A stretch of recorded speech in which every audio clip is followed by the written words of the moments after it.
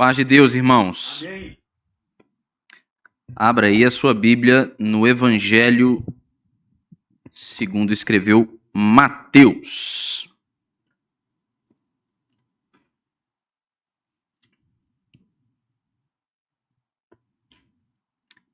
Evangelho segundo escreveu Mateus, capítulo de número 7.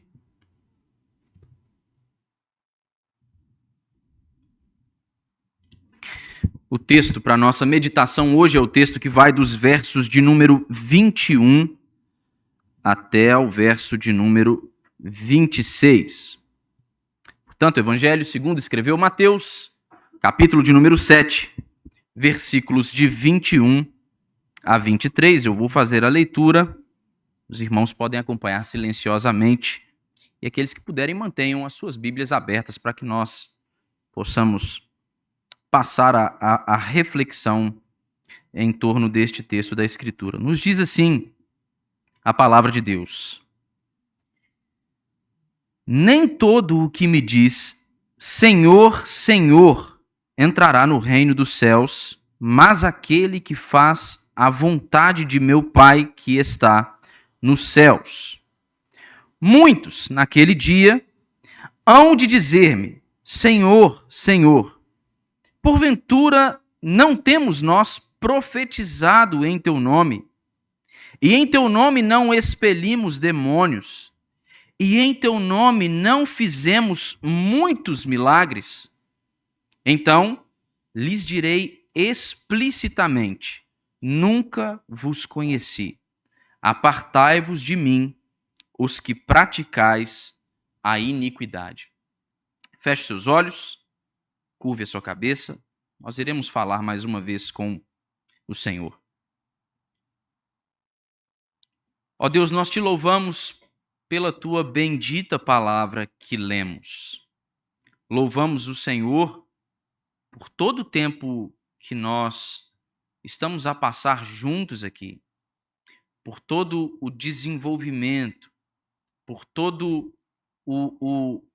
os momentos dos quais nós, como convidados do Senhor, fomos privilegiados, ó Deus, ao podermos fazer parte deles aqui no culto público.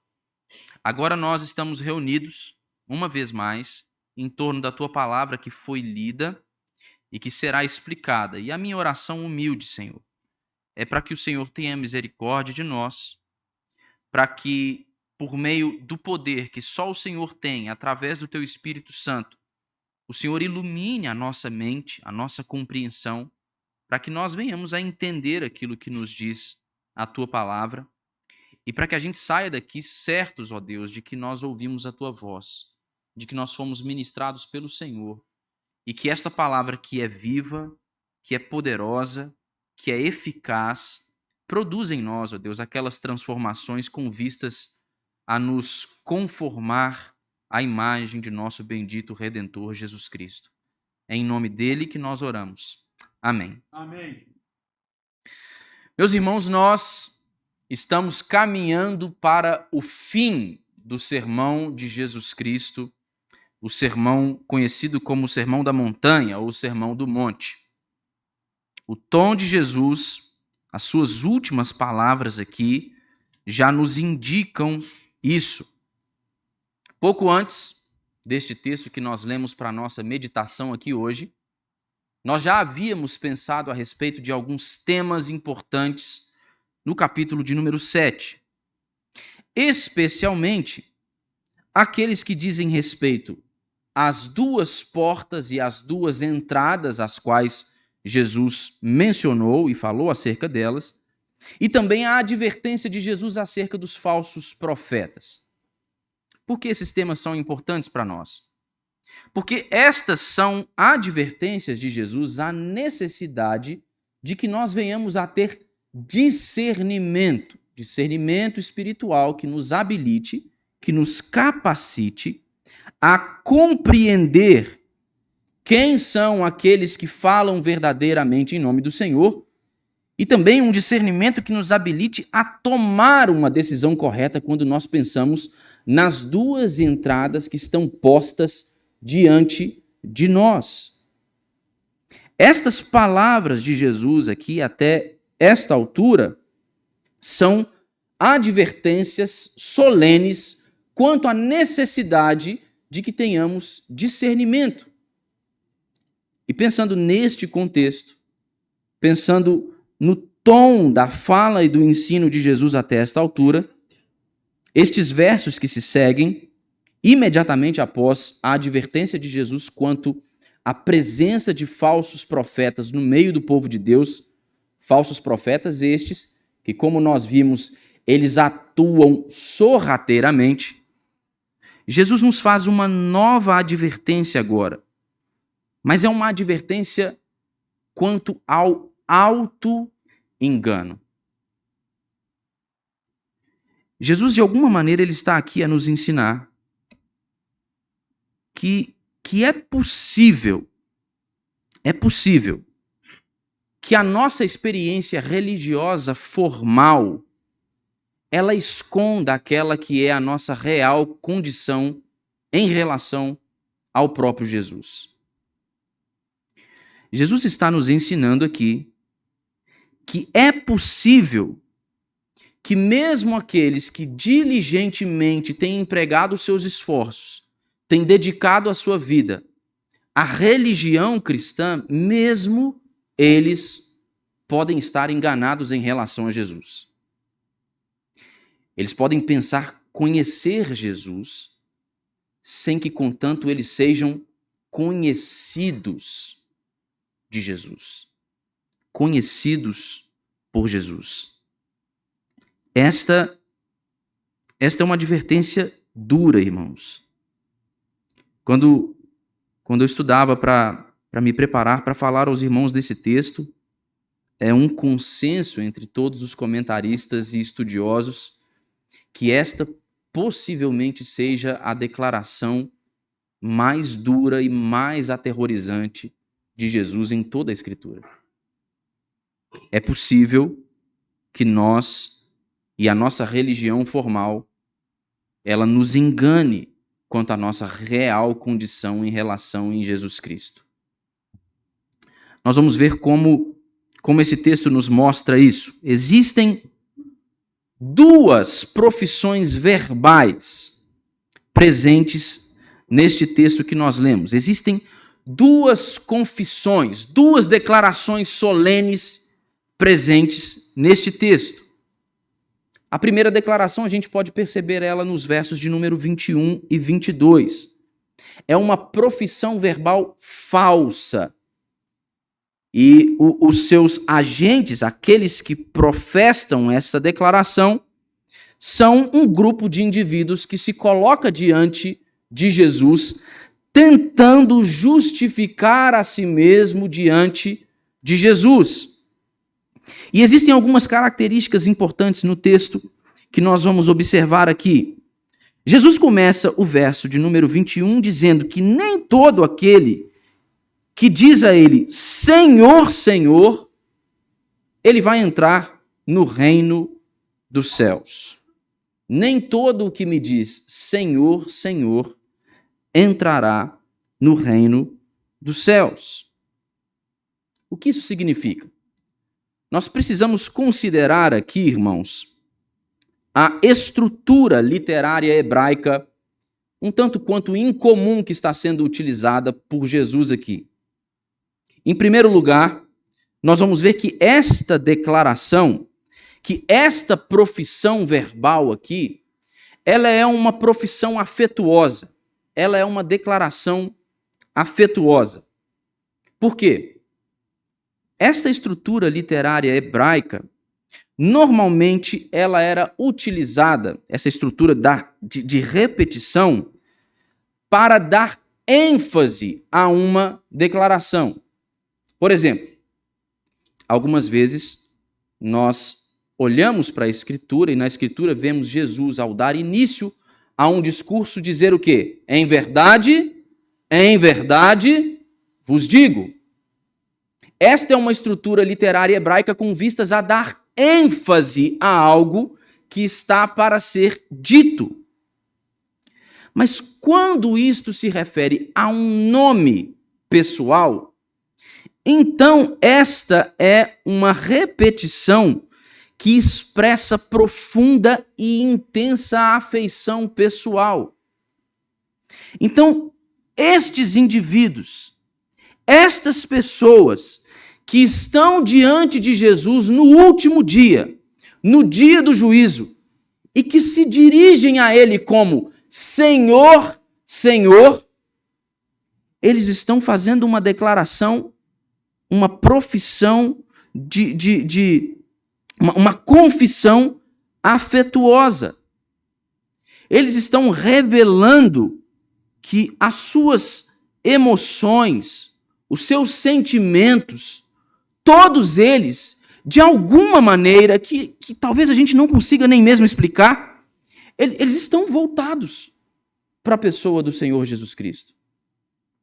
Estes homens são capazes de olhar para Jesus e dizer: Senhor, Senhor, com uma afeição sincera. Essa estrutura hebraica, ela indica isso. Portanto, essa é uma profissão afetuosa. Mas ela não é uma declaração somente afetuosa, ela é uma declaração ortodoxa, irmãos. Estes indivíduos que chamam a Jesus de Senhor, Senhor, eles estão a empregar um termo correto para se referir a Jesus.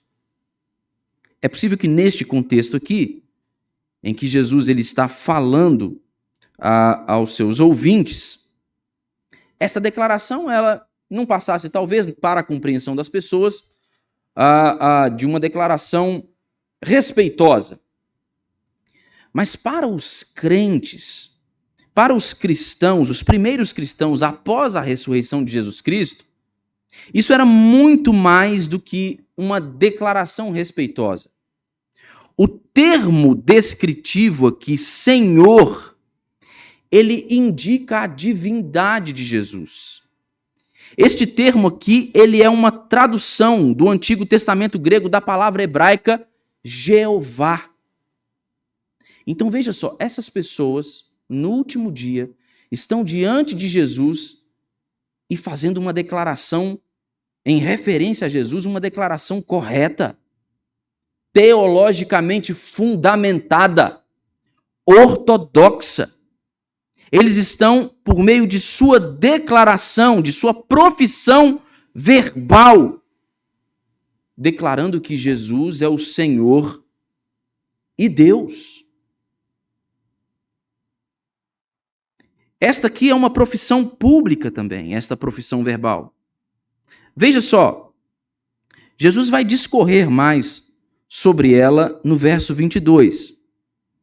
Ele vai dizer que muitos naquele dia, eles vão dizer assim: Senhor, Senhor, porventura não temos nós profetizado em teu nome, e em teu nome não expelimos demônios, e em teu nome não fizemos muitos milagres? Por que esta é uma profissão pública? Porque estes indivíduos, eles estão apresentando as suas credenciais. Eles estão apontando para Jesus a natureza do testemunho deles. Eles estão dizendo assim: Senhor, Senhor, nós realizamos muitas coisas no seu nome. Nós fizemos muitas coisas no seu nome. E aqui eles mencionam obras significativas. Eles dizem ter profetizado em nome de Jesus, expulsado demônio em nome de Jesus, e eles dizem até mesmo terem feito milagres em o nome de Jesus. Eles estão apresentando publicamente as suas credenciais. Eles estão dizendo a Jesus: olha, todos viram aquilo que nós fizemos. Todo mundo conhece as obras das nossas mãos. Qualquer pessoa que nos tenha visto é capaz de olhar para nós e atestar aquilo que nós estamos dizendo ao Senhor aqui. Nós fizemos muitas coisas em seu nome. Entretanto, irmãos, esta profissão verbal destes homens é, como eu disse, uma profissão falsa. Veja só, quando nós pensamos a respeito dessas credenciais que eles apresentam, destas obras que eles alegam ter feito diante de Jesus e em nome de Jesus, há muita divergência entre os estudiosos quanto à veracidade ou não destas obras. É claro, há um sentido em que elas são falsas, porque a declaração destes homens, esta profissão verbal que eles fazem, é uma profissão falsa. Elas não correspondem às boas obras para as quais os eleitos de Deus foram preparados, aquelas para as quais os eleitos de Deus foram salvos, para que eles as realizassem. Mas pensem só, por que esta é uma profissão falsa? Pensem, por exemplo, em Demas. Talvez falando o nome assim você não se lembre imediatamente, mas deixa eu refrescar a sua memória. Escrevendo a Colossenses, no primeiro capítulo, Paulo saúda Demas. Demas era um companheiro de ministério do apóstolo Paulo. Viajou com Paulo. Pregou junto com o apóstolo Paulo. Provavelmente, Demas tenha pregado sermões preciosos. É provável que em sermões pregados por Demas, ele tenha pregado com fidelidade a boa teologia cristã. Ele tenha falado verdades a respeito de Deus e de Cristo Jesus para os seus ouvintes. Entretanto, quando Paulo está no fim do seu ministério, mas não só no fim do seu ministério, no fim da sua vida, e ele está escrevendo a Timóteo, a segunda carta a Timóteo, no capítulo 4, o apóstolo Paulo vai dizer que Demas, tendo amado o presente século, abandonou ele e foi para Tessalônica. O companheiro de ministério do apóstolo Paulo, um dos companheiros de ministério do apóstolo Paulo, homem que provavelmente tenha pregado sermões preciosos e ensinado de forma correta ao povo de Deus, o apóstolo Paulo diz que ele amou o presente século e o abandonou. Agora pensem em Judas, irmãos. Judas Iscariotes.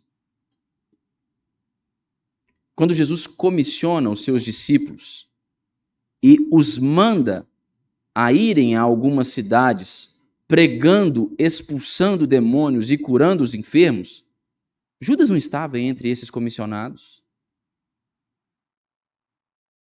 Quando nós vamos lá ao Evangelho de Lucas, nós vemos o texto da Escritura narrando que eles chegam animados, né? Entusiasmados por causa daquelas obras que eles foram capazes de operar no nome do Senhor. Judas estava ali.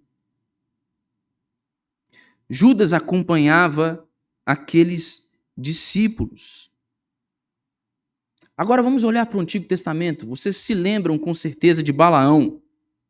E Balaão, inclusive, ele é um indivíduo que, quando nós vamos às 7 cartas das igrejas do Apocalipse, em mais de uma oportunidade, ele é referenciado como o exemplo de um falso profeta. Mas quando nós vamos à narrativa da Escritura a respeito da atuação de Balaão como profeta, nós vamos ver que Balaão ele profetizou em nome do Senhor aquilo que era verdadeiro. Entretanto, ele era um falso profeta. Paulo, quando está escrevendo aos Filipenses, no capítulo 1, no verso 15, ele fala sobre um grupo de pessoas que pregava a Cristo, mas não pelos motivos corretos. Pregava a Cristo por inveja e porfia, mas Paulo está dizendo, eles pregam a Cristo. Entretanto, o coração deles não estava no lugar correto. Portanto, irmãos, esta é uma profissão verbal feita por esses indivíduos falsamente. Muito embora eles tenham feito essas coisas, muito embora eles tenham realizado essas obras e as tenham realizado em o nome de Jesus, a declaração deles é falsa. É falsa. E isso é terrível, irmãos. Pensem comigo.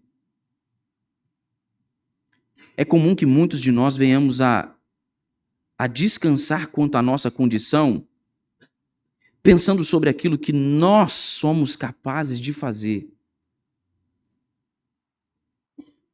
É possível que talvez alguns de nós estejamos lá naquele dia dizendo assim: Senhor, Senhor.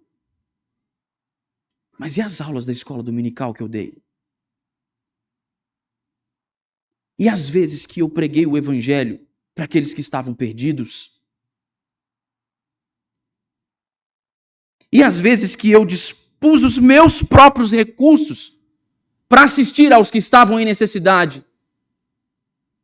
Eu fiz todas essas coisas em seu nome. O texto segue, irmãos, e nos mostra uma outra profissão verbal, uma outra declaração. Uma declaração solene do nosso Senhor Jesus Cristo. Jesus, quando diante desses indivíduos, no último dia, no dia do juízo, ao ouvir isto que dizem estes homens, ele diz assim, verso 23, então lhes direi explicitamente, nunca vos conheci. Apartai-vos de mim, os que praticais a iniquidade. Ao contrário da declaração falsa daqueles homens, esta declaração solene de Jesus é verdadeira e digna de confiança. Jesus, naquele dia, vai olhar na face destes homens que o chamam com uma demonstração afetuosa, que se referem a ele por meio de uma declaração ortodoxa, que apresentam diante dele as suas credenciais. Ele vai olhar na face desses homens e vai dizer: eu não sei quem são vocês. Eu nunca conheci vocês. Imaginem, né, irmãos? A gente vive em um tempo em que o fácil acesso à informação promove para a gente algumas situações curiosas. Eu acho essa situação que eu vou usar para exemplificar aqui, é claro, ela é limitada, não é capaz, não é uma analogia eficiente para que nós possamos pensar sobre este momento solene, mas veja, é possível que pessoas, alguns de nós mesmo, que com acesso à informação que nós temos, a gente possa nutrir algum tipo de estima por uma personalidade em questão especial, a alguém conhecido, seja da área da música, ou um profissional que a gente admira, alguma pessoa dessa natureza. E essa pessoa tem uma quantidade, pode vir a ter uma quantidade considerável de informação disponível a respeito da vida dela. E aí a gente nutre alguma espécie de admiração, afeição por essa pessoa, estuda a vida da pessoa, a gente lê a biografia de uma personalidade, a gente procura saber quais são os lugares que essa pessoa frequenta e fica esperando o dia de se encontrar logo com essa pessoa, com essa personalidade. E aí, às vezes, a pessoa que faz isso, ela chega e tem essa oportunidade de se encontrar com essa personalidade. Chega perto dela como quem? Como quem conhece. Sei tudo, estudei tudo. E qual que vai ser a reação dessa pessoa? Nunca nem vi. Quem que é? Que isso? Está chegando perto de mim, encostando em mim, me abraçando, como se me conhecesse. Nunca nem vi na minha frente. Quem é esse? É claro, irmãos, não é uma situação como essa. É uma situação mais terrível. Pensem nesta imagem que Jesus está a pintar para nós aqui. Pensem, Jesus está olhando para o último dia. E Jesus não está imaginando, irmãos, o que pode vir a acontecer no último dia. Jesus está a atestar o que haverá de acontecer com muitos no último dia. Muitas pessoas vão chegar diante dele com uma declaração afetuosa, correta, teologicamente fundamentada, tendo trabalhado muito, mas sem serem conhecidos dele. A razão por que estes homens descritos aqui no verso 22 e no verso 21 do capítulo 7 de Mateus, eles são condenados, não é porque a pregação deles foi errada, não, irmãos. Não é porque os milagres operados por eles tenham sido milagres espúrios, ou ambas as coisas.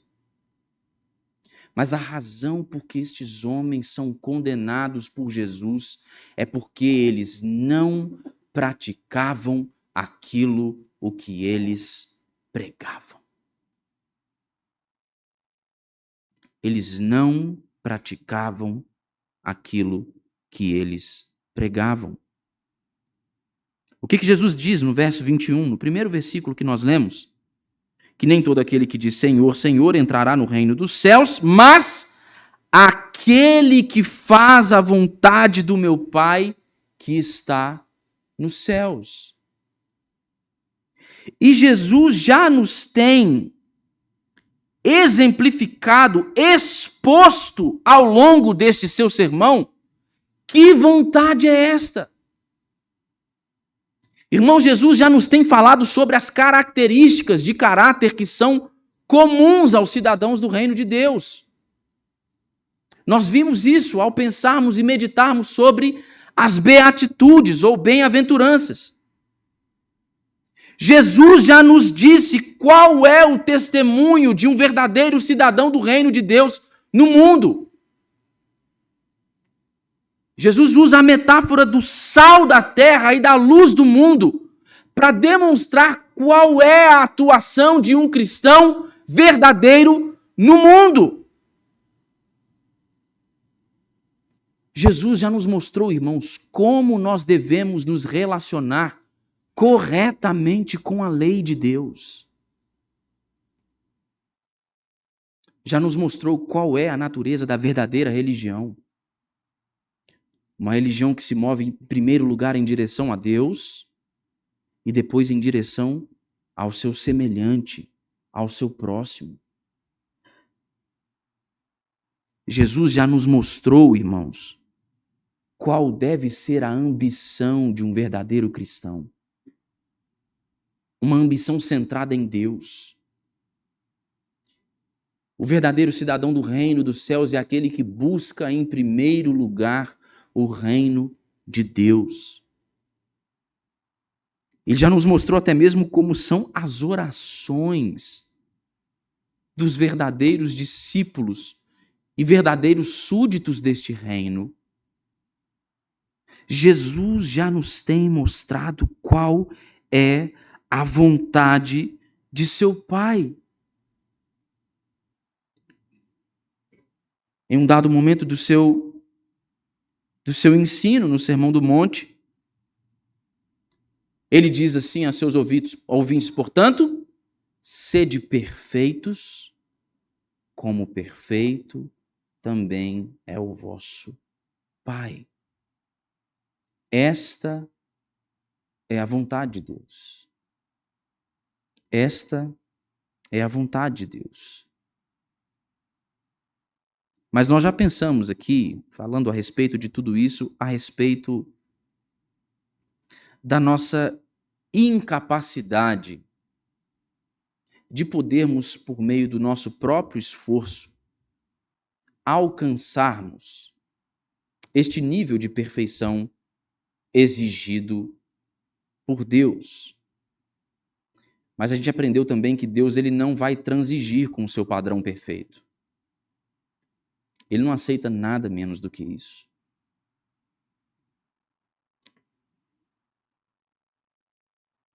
Irmãos, Deus, o Criador, fez todas as coisas boas. Deus, o Criador, providenciou para os homens tudo aquilo, o que era necessário para que eles vivessem uma boa vida. Uma vida que fosse vivida para a glória de Deus, para o agrado de Deus, e uma vida em que estes homens, suas criaturas, se deleitassem em Deus. Só que a Escritura nos ensina que o homem, nós nos rebelamos contra Deus.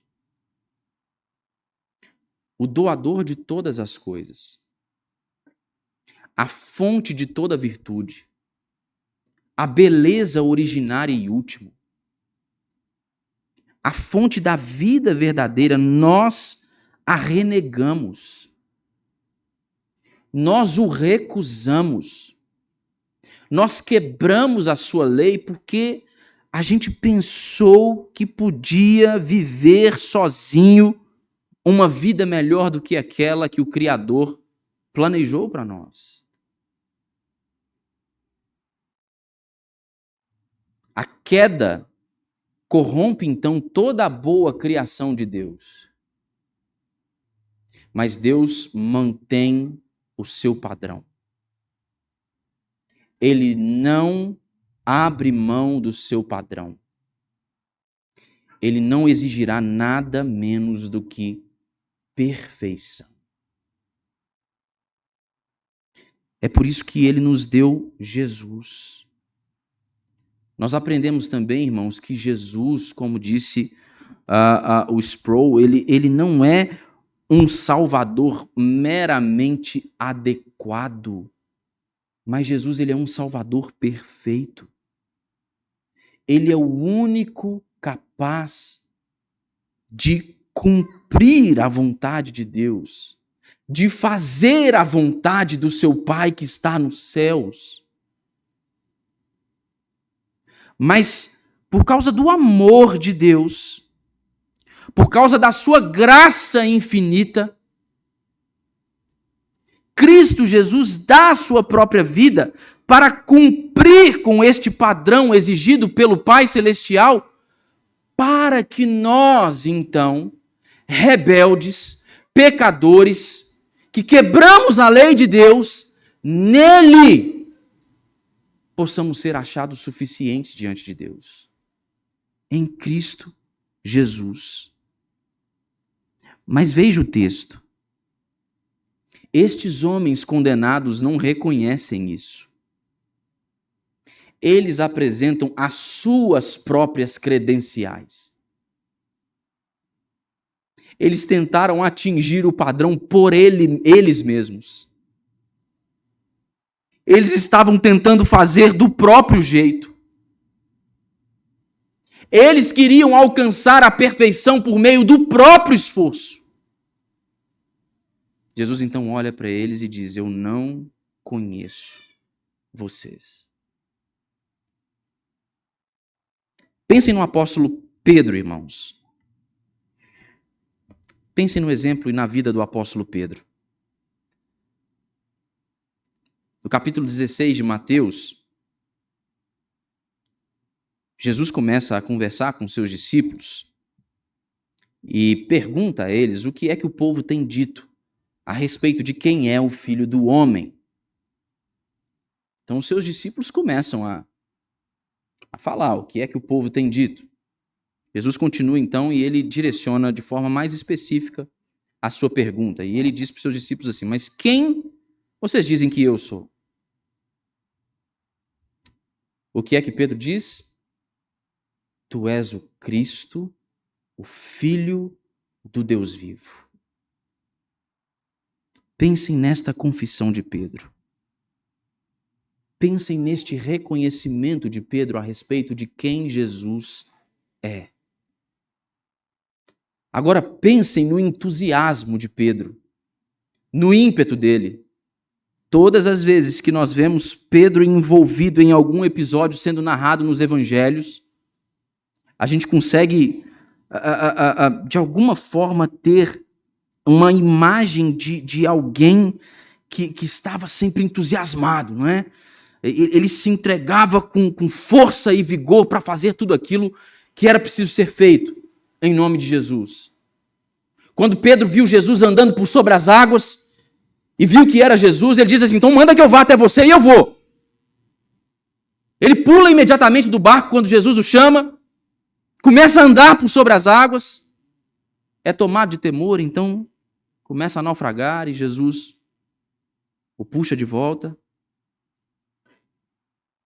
Pedro era um homem tão envolvido com a sua missão e na sua relação com Jesus Cristo, demonstrava tamanha bravura no seu exercício de serviço a Jesus Cristo, que ele até mesmo foi capaz de repreender ao Mestre.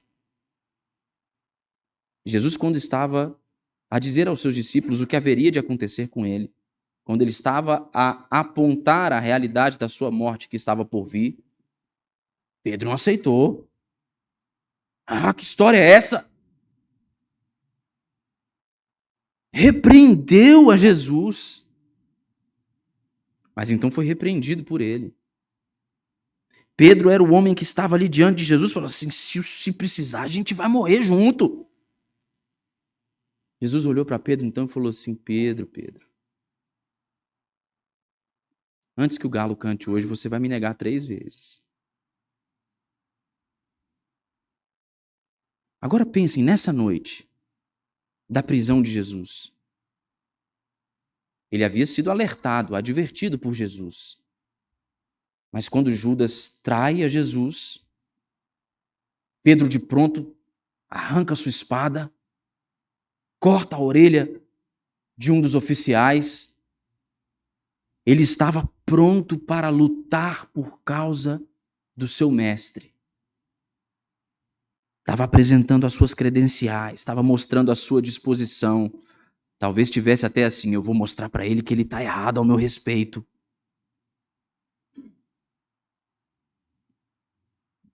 Mas então, quando arguido por 3 vezes, por grupos distintos de pessoas, se ele não era aquele que andava com Jesus, Pedro nega Jesus. Pedro nega Jesus. Nós faríamos isso por muito menos, irmãos. Talvez nós venderíamos Jesus por muito menos do que 30 moedas de prata como Judas.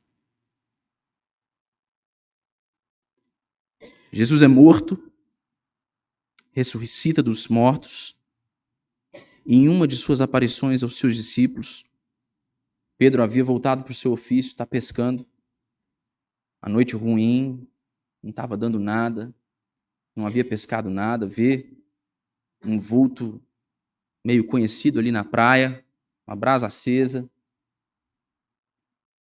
Era Jesus, Jesus manda que eles lancem a rede mais uma vez. Os pescadores lançam a rede, puxam ali um punhado de peixe. E Jesus vai preparar uma refeição para Pedro. E todos nós conhecemos o teor da conversa que eles tiveram ali juntos. Jesus pergunta a Pedro por 3 vezes: Pedro, você me ama? Pedro responde, mas eu imagino Pedro respondendo com aquela fatídica noite em mente. Eu neguei o meu Senhor. Eu traí o meu mestre. E na última resposta de Pedro é como se ele se desnudasse diante de Jesus. Ele diz: Pedro, o senhor sabe que eu te amo. É como se Pedro estivesse dizendo assim: Mestre, o senhor conhece o meu coração. O senhor não só conhece o meu coração, mas o senhor tem o meu coração. mas eu não tenho muito para oferecer. Eu achei que eu tivesse, mas eu não tenho. Eu não tenho. Jesus, então, manda a Pedro que de pronto largue aquela bobagem de voltar a pescar e retome o ministério para o qual ele o havia chamado. Irmãos, a questão talvez não seja tanto sobre o quanto nós conseguimos assimilar de conceitos corretos a respeito de Jesus, mas talvez seja o quanto daquilo que nós conhecemos de Jesus é fruto de uma comunhão verdadeira e íntima com aquele que nos conhece. Será que nós somos como Pedro? Será que nós nos desnudamos diante de Jesus e dizemos: Senhor, o Senhor conhece o meu coração. Sabe que eu não tenho muito para oferecer, mas o Senhor tem o meu coração. Ele é seu. Ou será que a gente está constantemente confiando a veracidade da nossa experiência religiosa por meio das credenciais que nós fazemos questão de apresentar a Jesus? Paulo tinha muitas credenciais, mas após ter se encontrado com Jesus, ele disse que tudo aquilo que ele tinha, ele considerava como lixo por causa da sublimidade do conhecimento de Cristo Jesus, o nosso Senhor. Naquele dia, este texto deixa claro, irmãos, nós estaremos diante do Cristo glorificado, juiz de todos os homens. Mas, meu irmão, se a sua experiência não é fruto do apego a uma religião formal somente, mas a sua experiência de fé, ela é fruto de uma experiência verdadeira com Jesus por meio do Evangelho. Se quando você ouviu o Evangelho, você ouviu Jesus chamando o seu nome, se quando você viu a face de Cristo no Evangelho, Cristo crucificado, você foi capaz de dizer: foi por mim. Naquele grande dia, quando você olhar na face do juiz, ele será o seu amigo, aquele que tem o seu coração, e você vai estar seguro. Que o Senhor tenha misericórdia de nós. Amém.